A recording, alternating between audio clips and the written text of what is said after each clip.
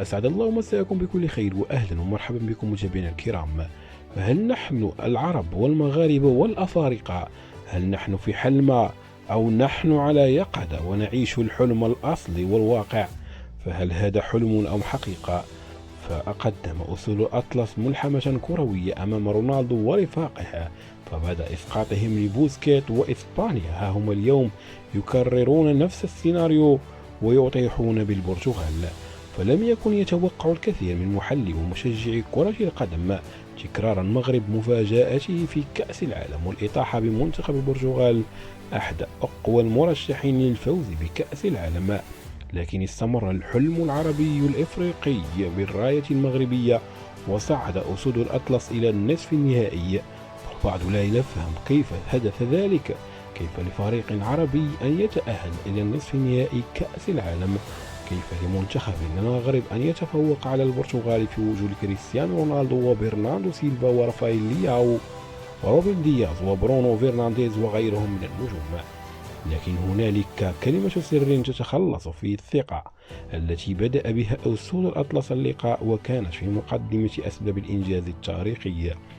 فأسباب الفوز التاريخي امتصاص حماس البداية عند البرتغال التي كانت قريبة من تسجيل الهدف المبكر بضغط مستمر منذ الثانية الأولى بهجوم كاسح، لكن الفريق المغربي نجح في الدفاع عن مرماه بنجاح لينقل المباراة إلى مرحلة أخرى دون أن يكون متأخرا في النتيجة. فتحدى لاعب المغرب نظائرهم في البرتغال على المستوى الفردي. الأمر كان مثل النظر في عين المنافس لإعلان التحدي. لم ينكمش الفريق المغربي للدفاع فقط لاستعراض لاعبوه مهاراتهم بتمريرات الكعب والمراوغات، لتصل رسائل إلى المنافس بأن الأسد الأطلسي ليس خصما هينا لا يرتكن للدفاع فحسب، فإنما المنتخب المغربي نظم مرتدات سريعة ومتتالية بعد مرور فترة الضغط البرتغالي في بداية المباراة. ولم يكن مثل المنتخب الكرواتي أمام البرازيل الذي كان يستهدف فقط التعادل للوصول إلى ركلات الترجيح. فخطة وليد الركراكي نجحت بامتياز بتسجيل الهدف في الدقيقة 42 من الشوط الأول عن طريق يوسف نصيري بعد مرتدة انتهت بعرضية من عطية الله حولها النجم المغربي إلى الشباك مستغلا الخروج الخاطئ للحارس البرتغالي.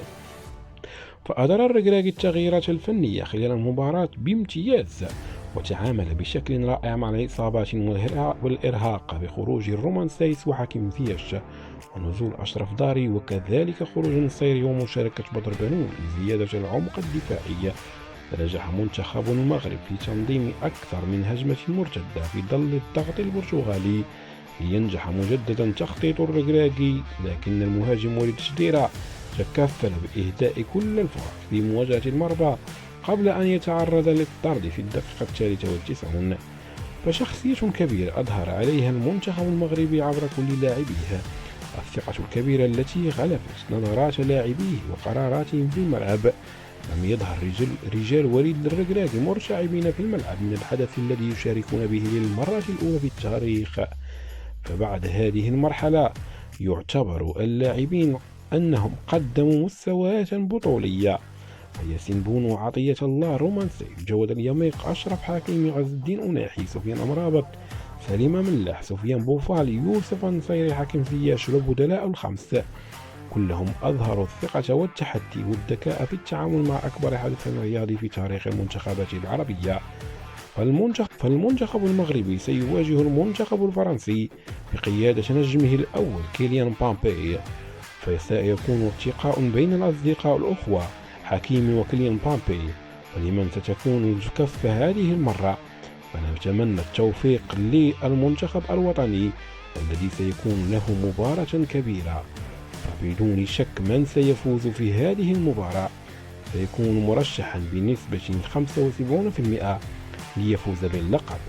فكما لاحظ الجميع، فالدور النصف النهائي الآخر سيجمع بين المنتخب الكرواتي والأرجنتيني بقيادة ليونيل ميسي، فستكون مباراة شرسة بين أصدقاء ليونيل ميسي ولوكا مودريتش. فلمن ستغلب الكفة ومن سيتفوق؟ ولمن سيكون هذا اللقب العالمي قطر 2022؟